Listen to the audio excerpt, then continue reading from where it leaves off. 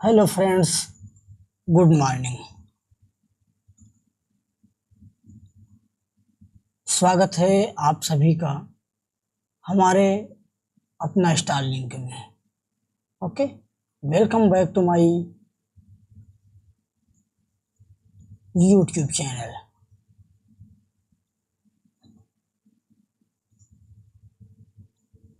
साथियों, स्वागत है आप सभी का हमारे इस अपना स्टार लिंक चैनल में। इसमें हम आपको जो है, ये रहा हमारा चैनल। इस चैनल में आपको C TET, UP TET, super TET, DSSB जैसे तमाम प्रतियोगी परीक्षाओं को ध्यान में रखते हुए हम CDP पढ़ा रहे हैं।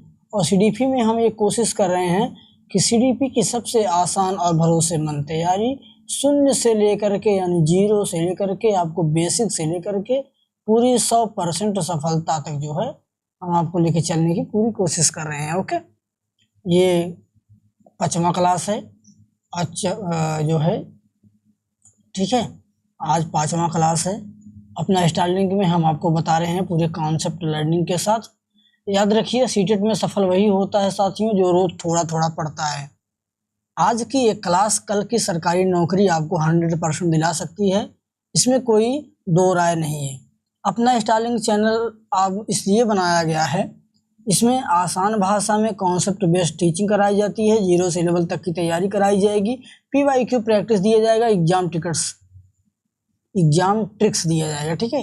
ट्रिक्स और CDP फार्मूला का मतलब ये समझिएगा, मैं कोई मैथ वाला फार्मूला नहीं दे रहा हूँ, इसमें एज एग्जाम्पल चल रहा है, ठीक है। एज एग्जाम्पल चलेगा, तो एग्जाम्पल के अनुसार जो है आपको वही सक्सेस का रास्ता दिखा सकता है। एक एग्जाम्पल, यदि आप एग्जाम्पल से सब कुछ समझ जाते हैं तो फिर आपको जो है सक्सेस होने से कोई रोक नहीं सकता है। सीटेट मुश्किल नहीं है, ये 100% जान लीजिए कि सीटेट मुश्किल नहीं है। आपको मैं एक राज की बात बताता हूँ। राज की बात ये है कि यदि आप नहीं पढ़ते हैं, कुछ भी नहीं पढ़ के जाते हैं, फिर भी आप जो है सीटेट में क्वेश्चन करने जाएंगे, जब पेपर पाएंगे एग्जाम हॉल में, ठीक है, एग्जाम हॉल में, तो वहां पर आप जो है 65 से 70 इतना तो 100% आप लोग करके ही आएंगे, चाहे बिना पढ़े जाइए, ठीक है। तो बस केवल मेहनत आपको करनी है 20 नंबर पे, ठीक है। 20 नंबर पे ही आपको मेहनत करना है। तो बस आपको मुझसे यही कहना है कि गलत तरीका आपका मुश्किल है। मेरा आपसे यही कहना है कि सीटेट मुश्किल नहीं है, गलत तरीका मुश्किल है। सही कॉन्सेप्ट के साथ सिलेक्शन 100% श्योर निश्चित है, ठीक है। रोज सिर्फ आपको जो है 2 घंटे पढ़ना है, लगातार 90 दिन पढ़ना है, यही आपकी ज़िंदगी बदल सकते हैं। अपना स्टार लिंक को फॉलो कीजिएगा, ठीक है। अपना स्टार लिंक ऐसा है कि जहाँ कॉन्सेप्ट बनता है आसान, ठीक है। और अगर यदि आपको आज की क्लास पसंद आ रही हो तो अपना स्टार लिंक हर सरकारी नौकरी की तैयारी एक सही शुरुआत के साथ करता है, ठीक है। वीडियो को लाइक करिएगा, कमेंट कीजिएगा। कोई परेशानी हो आपको, मेरे चैनल अपना स्टार लिंक को सब्सक्राइब करना बिल्कुल नहीं भूलिएगा। ये बगल में ऐसी घंटी दिखेगी, इस घंटी को भी क्लिक कर लेना, जिससे जो है आपको पूरा नोटिफिकेशन मिल जाए। कब कब मेरी वीडियो आती है आपको पता चल जाएगा। वैसे मेरी वीडियो जो है या तो सुबह 10 बजे के पहले आ जाएगी, और नहीं तो फिर रात को जो है 6 बजे शाम को, ठीक है, 6 बजे शाम को। यही मेरा टाइमिंग है वीडियो डालने का। तो इस टाइम पे वीडियो आपको प्रतिदिन मिलेगी, ऐसा नहीं है कि किसी दिन नहीं मिलेगा, ठीक है। अब चलिए चलते हैं, हम जो है 4 क्लास हमारा हो चुका है, 5वां क्लास आज हमारा है। तो आज हम 5वें क्लास में सीधा एंट्री मारते हैं, ठीक है। ये जान लीजिए कि 0 to हीरो, यानी 0 से लेकर के आपको हम हीरो तक का रास्ता इसमें सफल तय कराएंगे इस सफ़र में, ठीक है। 5वां क्लास चल रहा है, विकास का सिद्धांत चल रहा है। विकास का सिद्धांत थोड़ा सा बड़ा होता है, ये भाग 3रा है। और इसके बाद जो है पार्ट 3 सिद्धांत, विकास के सिद्धांत को 3 पार्ट में डिवाइड किए, 4 पार्ट में डिवाइड किए थे। अभी एक पार्ट और है, ठीक है। एक पार्ट अभी और कल पढ़ाएंगे, इसके बाद तब इसको ख़त्म करेंगे। लेकिन इसमें बहुत अच्छी अच्छी चीज़ है। तो आज के विषय क्या है, विकास की सभी अवस्थाएं एक दूसरे से जुड़ी होती हैं। विकास में व्यक्तिगत भिन्नता यानी इंडिविजुअल डिफरेंस होता है, और कैसा डिफरेंस होता है वो भी देखा जाएगा। विकास पर वंशानुक्रम यानी हेरिडिटी और वातावरण यानी इन्वायरमेंट का प्रभाव होता है। ठीक है, मान लीजिए यहाँ देखिए, ये जो विकास की सभी अवस्थाएं हैं ना, विकास की सभी अवस्थाएं एक दूसरे से जुड़ी होती हैं। कैसे? मान लीजिए अगर कोई बच्चा है, किसी बच्चे का बचपन अच्छे से नहीं बीता, तो क्या उसका असर उसके बड़े होने पर भी पड़ सकता है? क्वेश्चन मार्क है, बताओ। ठीक है, अब विकास में व्यक्तिगत भिन्नता का मतलब क्या है, इसका भी क्वेश्चन कर लेते हैं कि अगर दो जुड़वा बच्चे हैं, एक बच्चा ये है और एक बच्चा ये है, अगर दो जुड़वा बच्चे हैं, ठीक है, इनको अलग अलग माहौल में, इनका माहौल अलग हो और इनका माहौल अलग हो, इनका माहौल अलग हो, अगर इन अलग अलग माहौल में दोनों जुड़े बच्चों को बड़ा किया जाए तो क्या दोनों एक जैसे बनेंगे? ये भी क्वेश्चन मार्क है। ये विकास में व्यक्तिगत भिन्नता के ऊपर मैं बात कर रहा हूँ। अब मैं विकास पर वंशानुक्रम और वातावरण का प्रभाव भी बात करता हूँ। ठीक है, जैसे मान लीजिए कोई, मैं क्वेश्चन कर रहा हूँ, क्या हर बच्चा एक ही तरीके से सीखता है? आज की क्लास में हम इन्हीं सवालों के जवाब खोजेंगे और इन्हीं पर जो है हम पूरा डिस्कस करेंगे। ठीक है, थोड़ा सा पिछले क्लास को रिवीजन करते हुए चलते हैं। पिछले क्लास में क्या हुआ था? पिछली क्लास में हमने पढ़ा था सिर से पैर की ओर का विकास होता है, देखा था आपने। केंद्र से बाहरी भाग की ओर विकास होता है, इसमें पूरे शरीर, बच्चे के पूरा शरीर का विकास होता है। ठीक है, और केंद्र से बाहरी भाग का, इसमें हाथ पैर ये सब का विकास होता है। ये किस प्रकार से काम कराता है बच्चा, ठीक है, गेंद को पकड़ने के लिए। और ये विकास की गति सभी में समान नहीं होती। कोई बच्चा, मतलब जरूरी नहीं है कि सब साथ में ही सबको सब कुछ मालूम चल जाएगा, आराम आराम से मालूम चलता है। ये हमने कल पढ़ा था। ठीक है, आपको इतना तो पता होगा। लेकिन आज हम अगले 3 महत्वपूर्ण सिद्धांत पढ़ेंगे जो भी हमने ऊपर ये क्वेश्चन किया था। ठीक है, इस क्वेश्चन में। ठीक है, तो अब हम सिद्धांत 6 पढ़ चुके थे, ये 7वां सिद्धांत है। अब हम इसको सिद्धांत देखते हैं क्या है। विकास की सभी अवस्थाएं एक दूसरे से जुड़ी होती हैं। तो सबसे पहले एक कहानी के माध्यम से समझिए। ठीक है, जैसे विकास की सभी अवस्थाएं, ये विकास की सभी अवस्थाएं हैं। पहले मैं इसे लिख लेता हूँ फिर बताता हूँ। विकास की सभी अवस्थाएं, विकास की सभी अवस्थाएं एक दूसरे से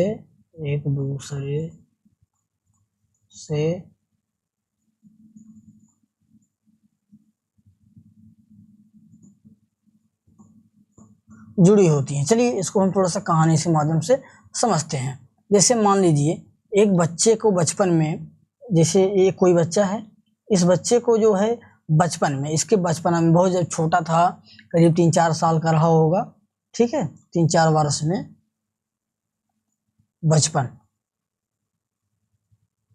इस बच्चे के बचपन में इसको सही भाषा का, मतलब कि जो इसका, मान लो आपका भाषा हिंदी है मातृभाषा, लेकिन माँ घर पे भोजपुरी बोलती है, या फिर जो है अवधी बोलती है, कन्नड़ बोलती है, तमिल बोलती है, इंग्लिश बोलती है, तो इस बच्चे को वही भाषाई ज्ञान होना चाहिए।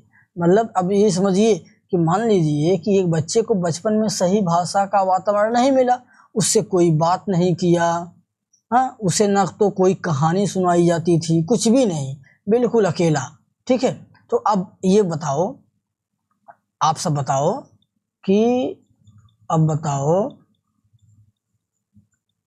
कि ये बच्चा है, ये वाला बच्चा आगे चल कर के उसकी भाषा, आत्मविश्वास और पढ़ाई पर असर पड़ सकता है?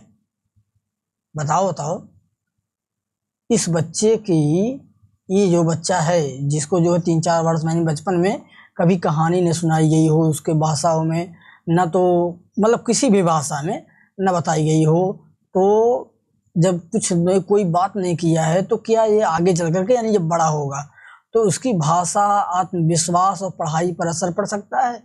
उत्तर होगा हाँ।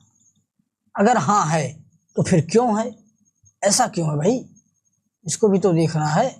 कि क्यों? चलिए, तो ये है क्योंकि विकास की हर अवस्था अगली अवस्था की नींव बनाती है। क्योंकि विकास की हर अवस्था अगली अवस्था की नींव बनाती है। आसान उदाहरण में हम इसको समझते हैं, ठीक है? कैसे? जैसे मान लीजिए अगर घर की नींव कमजोर है, ठीक है, अगर घर की नींव कमजोर है तो क्या ऊपरी मंजिल मजबूत बनेगी? आप बताओ, बिल्कुल नहीं। इसी तरह से शैशवावस्था, बाल्यावस्था, फिर किशोरावस्था होता है, लेकिन ये अलग अलग हिस्से नहीं हैं, ये सब एक दूसरे से जुड़े हुए हैं। कैसे? शैशवावस्था मतलब शिशु का, ठीक है, बाल्यावस्था मतलब बालक का, किशोरावस्था मतलब एक बच्चे का। तो इन तीनों में वो जो बालक है वो बच्चे ही तो है, 11 से 14 वर्ष तक किशोरावस्था, ठीक है। तो 0 से लेकर के समझ लो 14 वर्ष, इसमें बालक बच्चा ही है। अब हम सिद्धांत की बात करते हैं, ठीक है। सिद्धांत की बात करते हैं कि विकास की प्रत्येक अवस्था अगली अवस्था को प्रभावित करती है। विकास की प्रत्येक अवस्था अगली अवस्था को प्रभावित करती है। कैसे? शैशवावस्था, बाल्यावस्था, बाल्यावस्था, किशोरावस्था,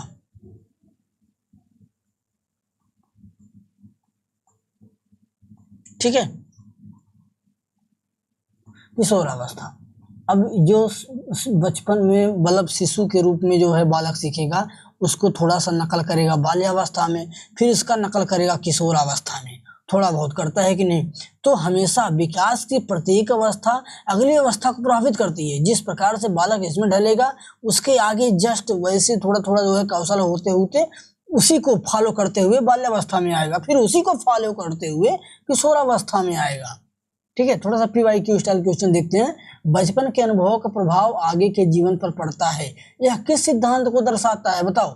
बचपन के अनुभवों का प्रभाव, अभी मैं बता रहा हूँ जस्ट अभी, बचपन के अनुभवों का प्रभाव यानी शैशवावस्था या जो उनका अनुभव है शैशवावस्था में, जब बच्चा बाल्यावस्था में पहुंच गया है तो इसका प्रभाव आगे के जीवन पड़ता है। लेकिन यह किस सिद्धांत को दर्शाता है? अभी जस्ट पीछे बताया हूँ, व्यक्तिगत भिन्नता, अवस्थाओं की परस्पर संबद्धता, सिर से पैर या सामान्य से विशिष्ट की ओर। बताओ, इसका उत्तर मत देखो कोई, ठीक है।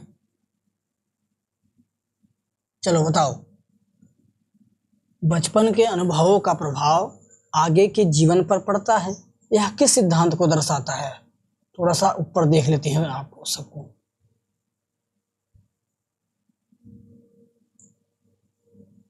यहाँ देखिए, विकास की सभी अवस्थाएं एक दूसरे से जुड़ी होती हैं, पता है? विकास की सभी अवस्थाएं एक दूसरे से जुड़ी होती हैं, ये आपको पता है। जब यहाँ पता है तो यहाँ अवस्था खुद ही दिख रहा है सामने। व्यक्तिगत भिन्नता है, बिल्कुल नहीं है। अवस्थाओं की परस्पर संबद्धता, ये देखिए एक दूसरे से जुड़ी होती हैं, यही तो मैं बात कर रहा हूँ, यही है ना। सिर से पैर बिल्कुल नहीं है, सामान्य से विशेष, ये सब मैं बताया हूँ, तो आपको पता होना चाहिए, बस यही सही है, ठीक है। अब थोड़ा हम आगे चलते हैं क्वेश्चन को। अब बात करते हैं व्यक्तिगत भिन्नता की, इंडिविजुअल डिफरेंस, ठीक है, ध्यान रखिएगा। अब चलिए, आप सबसे मैं एक क्वेश्चन और करता हूँ, उसको भी बताइए, ठीक है। उसको कैसे बताएंगे आप सब? जैसे ये मैं पूछ रहा हूँ कि आप सब बताओ कि आपकी कक्षा में या जो आप सब जो है जहाँ पढ़ते हो, बैठते हो, जाते हो, उस कक्षा में आपके सभी छात्रों के क्या अंक समान आते हैं? जब आप एग्ज़ाम देते हो, आपके साथ रहने वाले खुद बच्चे, बताओ क्या उनके जो है जो उन्होंने क्वेश्चन किया, उस क्वेश्चन के जो है जो उनका आंसर होता है, आंसर होने के बाद जो उनको मूल्यांकन करने के बाद काफ़ी जांचने के बाद नंबर आता है, अंक, ठीक है, वो अंक क्या जो है सबको समान मिलते हैं, समान रूप से? बताओ। क्या मिलता है? बिल्कुल नहीं मिलता है। क्यों नहीं मिलता है उसकी हम बात करेंगे आगे। फिर दूसरा क्वेश्चन करते हैं कि क्या सभी की लिखावट एक जैसी है? जैसा मैं लिख रहा हूँ क्या सभी ऐसा ही लिखते हैं? जैसा आप लिखते हैं कितने सुंदर सुंदर, वो जो है उसी तरह से सब लोग लिखते हैं? क्या मेरी तरह सब टेढ़े मेढ़े लिखते हैं ऐसे ही? बिल्कुल नहीं। अच्छा, क्या सभी की रुचियाँ समान होती हैं? ये बताओ। जैसे आपकी रुचि कुछ अलग है, आपका रुचि है कि डॉक्टर बनेंगे, किसी का रुचि होगा टीचर बनेंगे, लेकिन खैर इसको जो पढ़ने आए हैं उन सब की रुचि होगी टीचर बनने की। लेकिन कक्षा की बात हो रही है ना, एक कक्षा की बात हो रही है जिसमें करीब ढेर सारे 20-25 बच्चे बैठे हुए हैं, तो इन बच्चों में से सबकी रुचियाँ एक समान हैं? बिल्कुल नहीं है। तो यही क्या है? व्यक्तिगत भिन्नता है। यही क्या है? व्यक्तिगत भिन्नता है। ठीक है, समझिए कैसे। ऐसे समझिए इसे कि हर बच्चा अलग अलग होता है। कैसे, उसको भी देख लेते हैं। हर बच्चा अलग अलग होता है। कैसे? किसी की बुद्धि अलग होती है, किसी की रुचि अलग होती है, सीखने की गति अलग होती है, व्यक्तित्व अलग होता है, भाषा अलग होता है। कैसे बुद्धि अलग होगी? बुद्धि अलग इस तरह से होती है जैसे दो बच्चों को एक ही अध्यापक पढ़ाता है। एक बच्चा चित्र देख करके जल्दी सीख जाता है।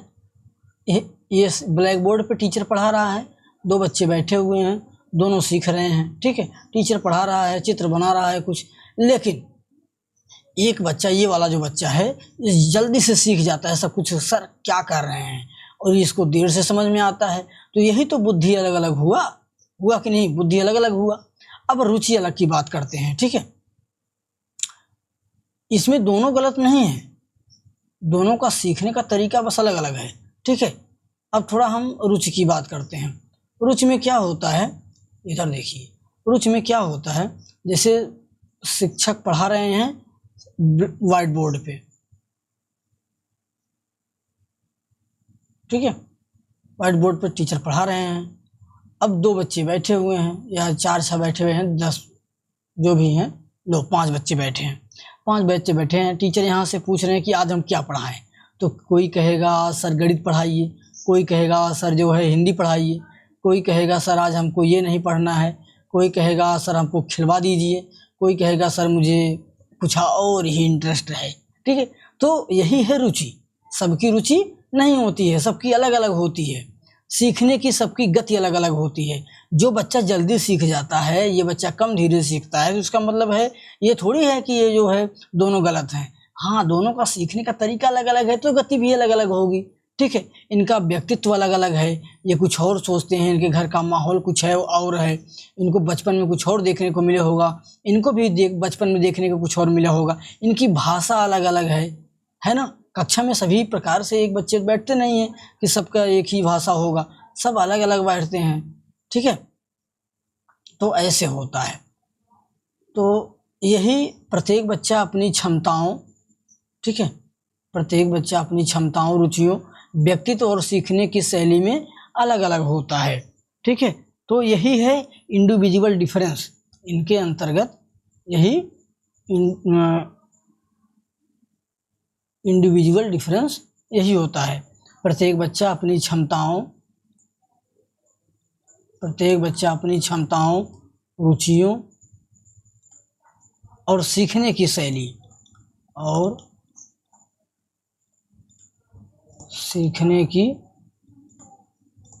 शैली से अलग होता है, भिन्न होता है। यही है व्यक्तित्व भिन्नता। तो शिक्षक को क्या करना चाहिए? अब बात करते हैं शिक्षक को क्या करना चाहिए। तो सभी बच्चों की तुलना नहीं करनी चाहिए किसी एक से। ठीक है, मतलब समान रूप से तुलना नहीं हो सकती है। सभी को उनकी क्षमता के अनुसार सीखने का अवसर देना चाहिए। इंडिविजुअल डिफरेंस बता रहे हैं, ध्यान रखिएगा। सभी को उनकी क्षमता के अनुसार सीखने का अवसर देना चाहिए। सभी बच्चों की तुलना एक समान नहीं करनी चाहिए। अब हम PYQ थोड़ा देख लेते हैं। ठीक है, PYQ में क्या है उसको थोड़ा देखते हैं। निम्नलिखित में से कौन सा कथन सही है? बताओ। सभी बच्चे समान होते हैं? अभी जस्ट इसके पहले बताया। क्या सभी बच्चे समान होते हैं? बिल्कुल नहीं। सभी एक जैसी गति से सीखते हैं? बिल्कुल नहीं। प्रत्येक बच्चे में व्यक्तिगत भिन्नता होती है। सभी की रुचियाँ समान होती हैं? बिल्कुल नहीं। अभी भी जस्ट यही पढ़ा रहा हूँ, तो साथ में आपको बताता चल रहा हूँ, साथ में क्वेश्चन भी करवाता चल रहा हूँ, ताकि सीटेट जो है वो आपको गुमराह ना कर सके। और जहाँ गुमराह करने वाली बात आएगी वो मैं आपको फिर से बता दूंगा। ठीक है, तो ये हुआ व्यक्तिगत भिन्नता पर। अब हम बात कर रहे हैं विकास पर वंशानुक्रम और वातावरण दोनों का प्रभाव, यानी हेरिडिटी और एनवायरनमेंट, इन दोनों का जो है प्रभाव क्या है। ये सबसे महत्वपूर्ण सिद्धांत है। सिद्धांत विकास पर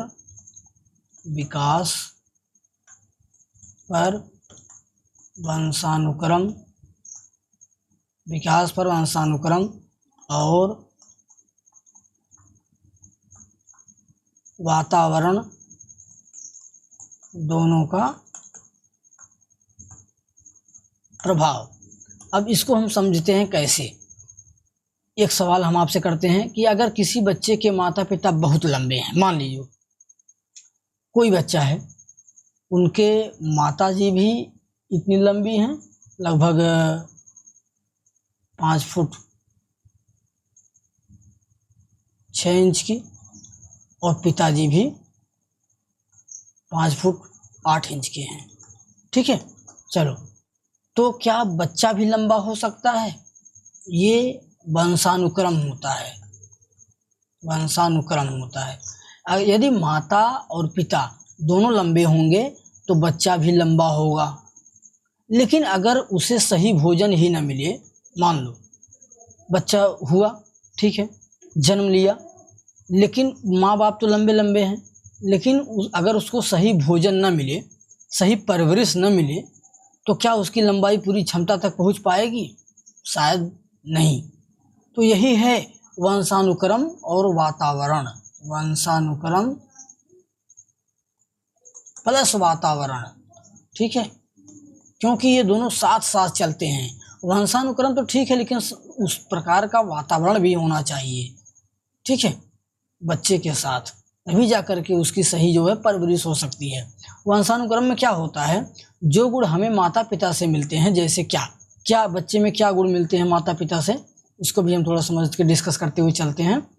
जैसे आँखों का रंग, त्वचा का रंग, बालों का प्रकार, लंबाई की संभावित क्षमता, ये 90% मिलता ही मिलता है। वातावरण में क्या होता है, जो कुछ जन्म के बाद हमें मिलता है, कैसे, जैसे परिवार, विद्यालय, मित्र, भोजन, समाज और शिक्षक। ठीक है, तो ये सब जो है हमें वातावरण में मिलते हैं। तो वंशानुक्रम प्लस वातावरण किस प्रकार से एक साथ चलते हैं, इसको डिस्कस करते हैं हम। वंशानुक्रम में बच्चा अपने माता पिता के हिसाब से जो है लंबाई पाया, आँख पाया, बाल पाया, सब कुछ पाया।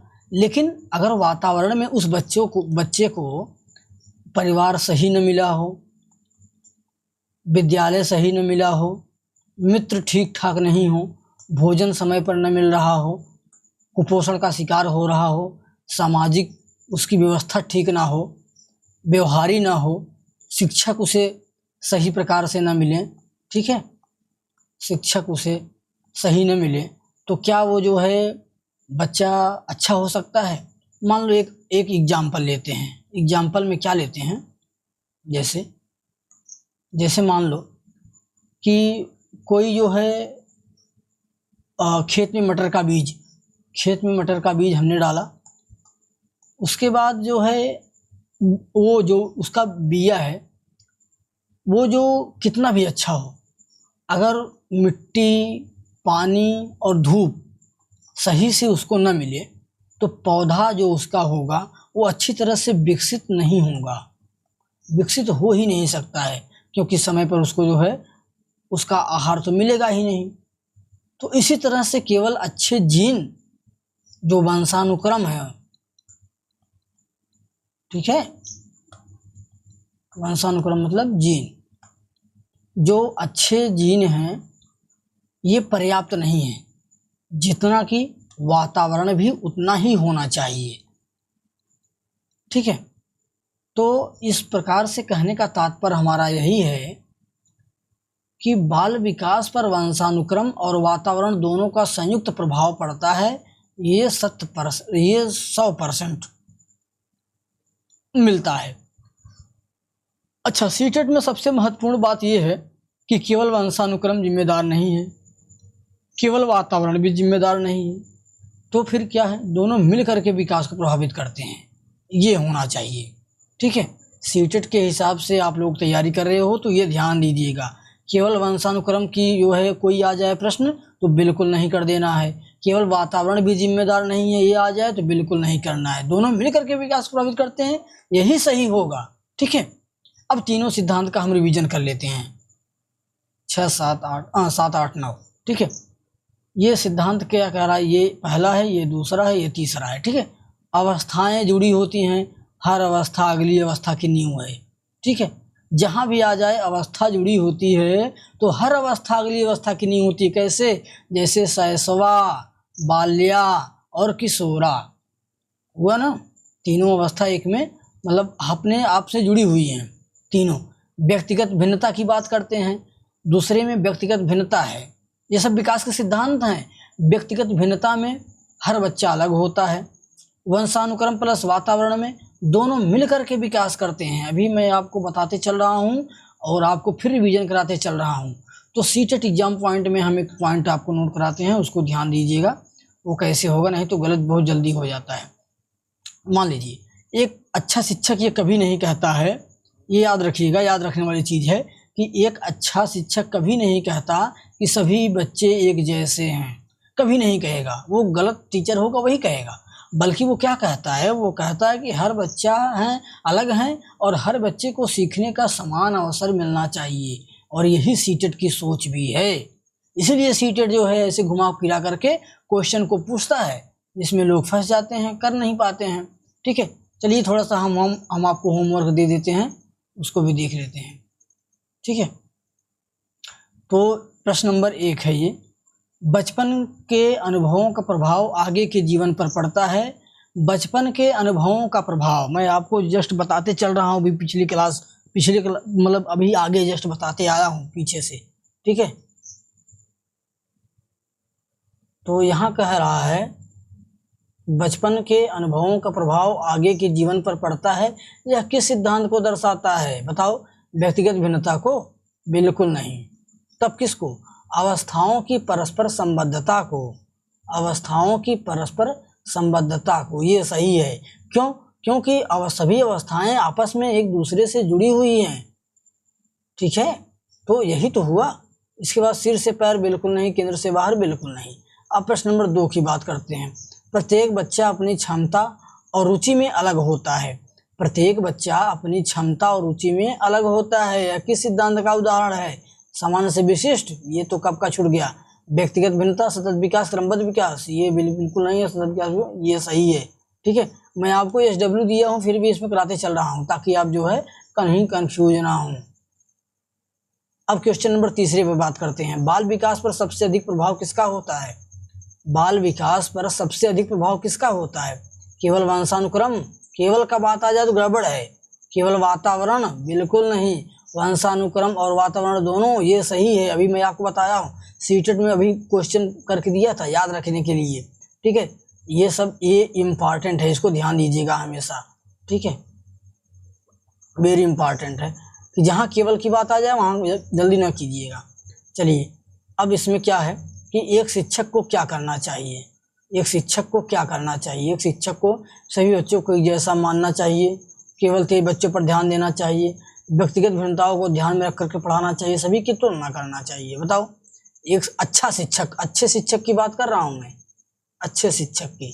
अभी मैं बताया अच्छे शिक्षक की पहचान क्या होती है। अच्छे शिक्षक को सभी जैसे को मानना बिल्कुल नहीं है। कैसे सभी को मानने का? सबके में व्यक्तिगत भिन्नता भी तो है।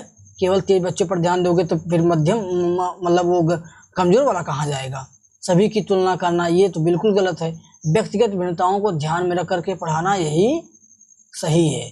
ठीक है, तो ये हमारा हुआ।